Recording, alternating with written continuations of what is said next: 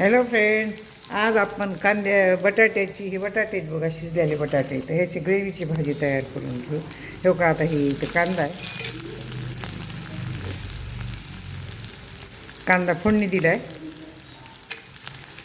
तेल गरम केलं आहे आणि त्याच्यामध्ये कांदा टाकला. त्याची ग्रेव्ही करायची ना तयार आपल्याला, म्हणून आपण लसूण, जिरा, अद्रक आणि हे मोहरी आणि जिरे टाकलेलं नाही. तर त्याला चांगलं भाजून घेते. ह्याच्यामध्ये टोमॅटो टाकते.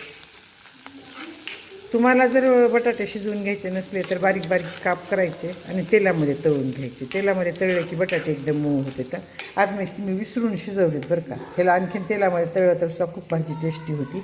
आता हे कांदे झाले की मी त्याला थोडं तेलामध्ये तळणार आहे. एकदा दाखवली होती मी बटाट्याची भाजी पालक टाकला होता त्याच्यामध्ये. आज मी पालक टाकणार नाही, कांदा आणि टोमॅटो टाकणार आहे. आता हे चांगलं भाजून घेते एकदा, आणि भाजून गार झाल्यानंतर त्याला टोमॅटो टाकून मिक्सरमधून काढायचं. ह्याच्यामध्ये थोडी एक हिरवी मिरची टाकायची, अद्रक टाकायचं आहे, लसूण टाकायचं आहे, आणि परत हे मिक्सरमधून काढायचं आहे. हे का लसूण इथं आहे, मी लसणाच्या पाकळ्या सोललेल्या आहेत ते ह्याच्यात टाकते. एक कांदा लसणाचा घेतला होता बरं का. 3 ते 4 माणसाची भाजी करायली मी ही. आता हे चांगलं भाजून घेते. ह्याच्यामध्ये थोडं हे कांदे भाजत आले की थोडं ते टोमॅटो टाकते. टोमॅटो टाकून गार झाल्यानंतर ह्याची प्युरी तयार करते. तुम्हाला टाकायचं असेल तर त्याच्यामध्ये दही टाका. मी कांद्यामध्ये दही टाकून खात नाही. पाहिजे असेल तर लिंबू पिळते मी नंतर. कांद्यामध्ये दही टाकून खायचं नाही, त्वचेवर पांढरे डाग तयार होते, म्हणून कांद्यामध्ये कधीसुद्धा दही टाकून खायचं नाही. कोड म्हणतात त्याला, ते तयार होते बरं का. म्हणून आपण कांद्यामध्ये कधीसुद्धा दही टाकून खायचं नाही.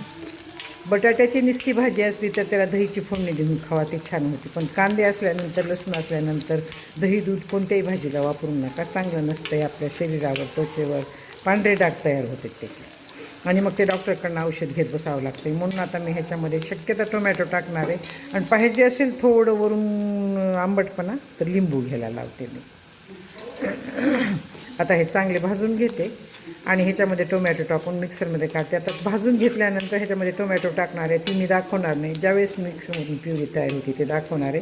कांदे भाजले की टोमॅटो टाकायचे. टोमॅटो मऊ झाले की ग्रेव्ही काढून घ्यायची आणि मिक्सरमधून गार झाल्यानंतर काढायचं. मिक्सरमधून ग्रेव्ही काढल्यानंतर आता मी तुम्हाला दाखवणार आहे. आता हे बघा, तेलाची फोडणी चांगली यायची. आता ह्याच्यामध्ये ना मी हे ग्रेव्ही भाजून घेते. हळू टाकायची बरं, हातावर तेल येऊन होते.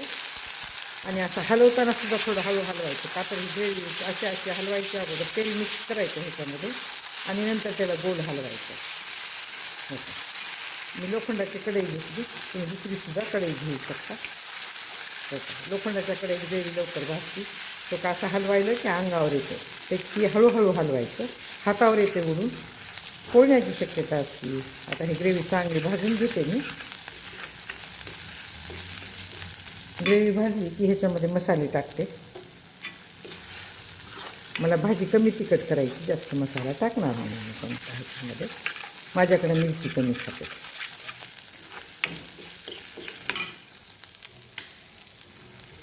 आता हे बघा, ग्रेव्ही चांगली भाजून घेते.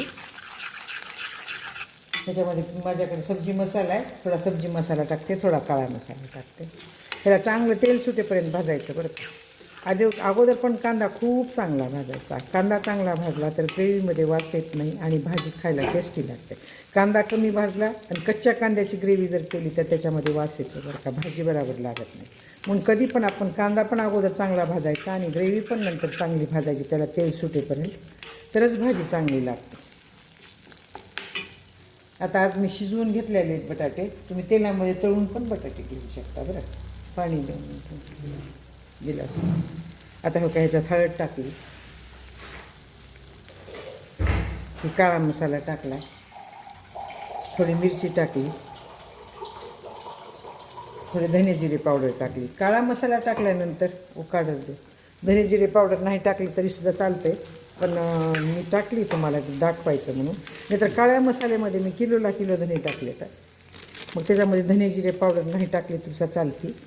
आता हो का, ह्याच्यामध्ये मी सब्जी मसाला टाकायले. आता ग्रेव्ही चांगली माझी तेल सोडले बरं का ग्रेव्हीने. मीठ टाकायचं राहिले, मी मीठ टाकते ह्याच्यामध्ये.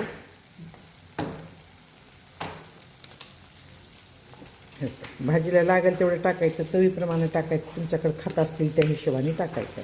आणि ह्याच्यामध्ये पोह्यामध्ये कशी साखर टाकतो आपण अर्धा चमचा, तेवढीच साखर टाकायची बरं ह्याच्यामध्ये. की चांगलं शिजल्यानंतर त्याच्यामध्ये साखर टाकायची. आता बघा इथे ना मी साखर टाकून घेते. का तर अगोदर साखर टाकली तर ते साखरेने चिकट होते ग्रेव्ही, आणि ग्रेव्ही लवकर भाजली जात नाही. हो का, असं साखर टाकायची, हलवून द्यायचं. आता मी ह्याच्यामध्ये ना पाणी टाकणार आहे. बटाटे टाकले तर माझे बटाटे वाफवून शिजवलेले जास्त शिजले, त्याचा चुरा होईल. आता आणखी ह्याच्यामध्ये मी पाणी टाकते. थोडी रस्सा भाजी करणार आहे मी. तुम्हाला पाहिजे असेल तर तुम्ही कमी रस्स्याची भाजी तयार करा. आता हे चांगलं उकळलं की ह्याच्यामध्ये बटाटे टाकून द्यायचे. आता माझ्या ताटलीला थोडी ग्रेव्ही राहिलेली आहे, एका हातात आहे माझ्या मोबाईल, मी काढून ती परत टाकणार आहे. आता चांगली पाणी उकळी येऊ द्यायचं. उकळी जर पाण्याला नाही आली आणि बटाटे जर जास्त शिजले तर चिकल्यासारखे होऊन बसतील बरं का परत. आता हो का, खळखळून उकळी येऊ द्यायची.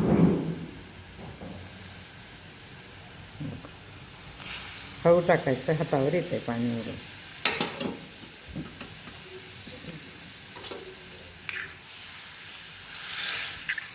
आता हे का, आणि ह्याच्यामध्ये तुम्ही नंतर काय करा, वरून लिंबू घेऊन खावा. मी ह्याच्यामध्ये दही टाकू नका. कांदा लसूण असल्यावर दही टाकायचं नाही. आणि कांदा लसूण नसलं तर दह्याची भाजी याची खूप छान होती. कांदा लसूण टाकू नका, नुसतं दही गरगटून त्याच्यामध्ये सगळे मसाले टाकून भाजी करा, ती पण भाजी छान होती. आता ह्याच्यावर कोथिंबीर पेरायची आणि सगळ्याला वाढायचं. ह्याच्यापेक्षा पातळ करणार नाही. आता ह्याला चांगलं शिजू देते. हे चांगलं शिजल्यानंतर ह्याच्यामध्ये रस्सा जाते ना सगळ्या बटाट्यामध्ये, आणि भाजी चांगली लागते.